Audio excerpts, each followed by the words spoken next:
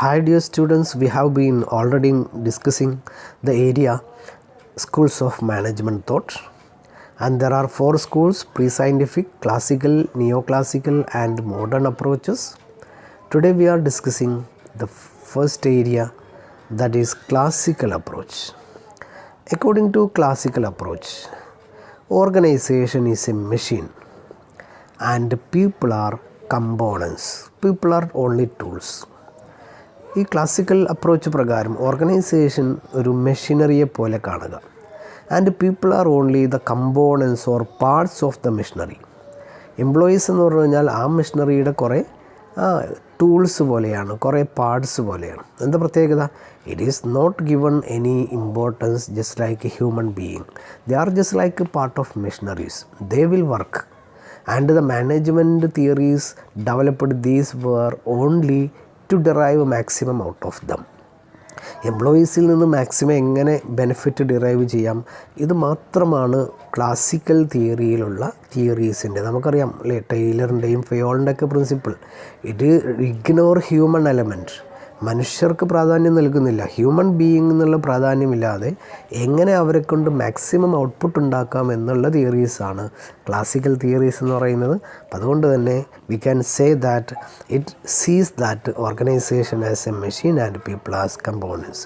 It make human beings efficient by specialization and coordination.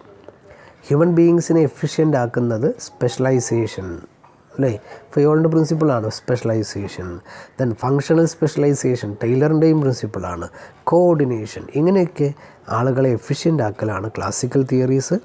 The important contributories include അല്ലേ, classical തിയറിയുള്ള contributories എന്ന് പറഞ്ഞു കഴിഞ്ഞാൽ ടൈലർ അല്ലേ, FW Taylor, Henri Fayol, Max Weber, Luther ഗൾലിക്, Arvik, Mooney, Riley, etc. There are a lot of proponents who have contributed to classical approach. Then organization is a closed system and no external environment can influence it. ഇതാണ് ഇതിൻ്റെ ഒരു slogan എന്ന് പറയുന്നത്. That is organisation എന്ന് പറഞ്ഞാൽ ഒരു closed സിസ്റ്റമാണ്, എൻവയോൺമെൻറ്റുമായിട്ടൊന്നും ഇൻറ്ററാക്ട് ചെയ്യുന്നില്ല. And no external environment can influence it. പുറത്തുള്ള എൻവയോൺമെൻ്റ് ഒന്നും അതിനെ ഇൻഫ്ലുവൻസ് ചെയ്യില്ല. അപ്പം അതുകൊണ്ട് ഒരു അടച്ചിട്ട കൂട്ടിൽ എംപ്ലോയീസിനെ നിർത്തി അവരെ കൊണ്ട് മാക്സിമം ഔട്ട്പുട്ട് ഡിറൈവ് ചെയ്യുന്ന ഒരു ഇൻഹ്യൂമൻ കോൺസെപ്റ്റാണ് ക്ലാസിക്കൽ അപ്രോച്ച് എന്ന് പറയുന്നത്. അപ്പോൾ ക്ലാസിക്കൽ അപ്രോച്ചസ് എന്ന് പറഞ്ഞു കഴിഞ്ഞാൽ അല്ലേ, നമ്മൾ പറഞ്ഞു അതിൻ്റെ assumption people are only rational people അല്ലേ, പീപ്പിൾ ടൂൾസ് മാത്രമാണ്. അവർ റാഷണലായിരിക്കും, നമ്മളവരെ മോട്ടിവേറ്റ് ചെയ്തു കഴിഞ്ഞാൽ അവർ വർക്ക് ചെയ്യുമെന്നാണ് അസ്യൂം ചെയ്യുന്നത്. പ്രധാനമായിട്ടും 3 കോൺട്രിബ്യൂഷൻസാണ്. We have already gone through that. Scientific management, നമ്മളതിൻ്റെ ഫാദർ എന്നറിയപ്പെടുന്ന FW ടൈലറാണ്. Administrative principles, we know the father is Henri Fayol. And bureaucratic organization, bureaucratic management, the father is Max Weber. ഇങ്ങനെ 3 തിയറീസാണ് classical തിയറീസിൽ വരുന്നത്. Scientific management, we know there are a lot of areas in scientific management. Different contributories are there. Mainly the contributories are FW Taylor, Charles Babbage, then Herbert Simon, he is also related to decision making. Okay, then there are a lot of contributors to scientific management, but Taylor is considered to be the father of scientific management. The contributions given by FW Taylor to scientific management are summarized into 2 areas, that is principles of scientific management and techniques of scientific management. I think you have already learned all these in a detailed manner, in an elaborate manner. What are the principles of scientific management? What are the techniques of scientific management? അപ്പോൾ അതുകൊണ്ട് തന്നെ അതിനെ വീണ്ടും വളരെ detailed ആയി ഇവിടെ cover ചെയ്യേണ്ട ആവശ്യമില്ല. But we have listed all these things. First of the principle is replace old rule of thumb. Old rule of thumb എന്ന് ഉദ്ദേശിക്കുന്നത് പഴഞ്ചൻ രീതി എന്ന അർത്ഥം, അത്രയേ ഉള്ളൂ. So replace old rule of thumb by scientific methods. ഏതൊരു ഡിസിഷൻ മേക്കിംഗ്, ഏതൊരു ആസ്പെക്റ്റിലും പഴയ രീതികൾക്ക് ഒഴിവാക്കുക. But it should be replaced by new scientific methods.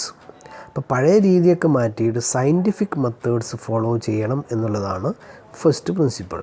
The next one scientific training and development അല്ലേ. സയൻറ്റിഫിക് ഡെവലപ്മെൻറ്റ് ഉദ്ദേശിക്കുന്നത് എംപ്ലോയീസിൻ്റെ ട്രെയിനിങ് ആൻഡ് ഡെവലപ്മെൻറ്റ് എന്ന് പറയുന്നത് അല്ലേ വെറുതെ ഒരു പഴയ രീതിയിലാവരുത്. It should be also scientific. Then next cooperation. Cooperation means cooperation between management and workers. ഒരു സ്ഥാപനം എഫിഷ്യൻ്റ് ആവുന്നത് രണ്ട് ടീം സഹകരിക്കുമ്പോഴാണ്. ആരൊക്കെ തമ്മിൽ കോഓപ്പറേഷൻ വേണം? Management and workers. The next one maximum output. The target of management should be to maximise output. Scientific management നമ്മൾ പറഞ്ഞു ഇൻഹ്യൂമനാണ് അല്ലെ, ഹ്യൂമൻ കൺസിഡറേഷൻ ഇല്ല. അപ്പം അതുകൊണ്ട് തന്നെ ഒറ്റ ടാർഗറ്റാണ് മാക്സിമൈസിങ് ഔട്ട്പുട്ട്. എംപ്ലോയീസിനെ ഉപയോഗിച്ചുകൊണ്ട് എങ്ങനെ ഔട്ട്പുട്ട് മാക്സിമൈസ് ചെയ്യാം, ഇത് മാത്രമാണ് സയൻറ്റിഫിക് മാനേജ്മെൻറ്റിൻ്റെ target. Then equal division of responsibility, another principle. Equal division of responsibility പറയുന്നത് എന്താണ്?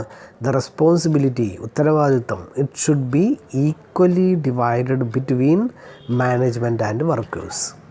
റെസ്പോൺസിബിലിറ്റി എന്ന് പറയുന്നത് വെറും എംപ്ലോയീസിനോ വെറും മാനേജ്മെൻറ്റിനോ അല്ല, but it is a joint responsibility between management and workers. It should be equally shared between management and workers. അപ്പോൾ ഇതൊക്കെ so you go through this area in a deep manner.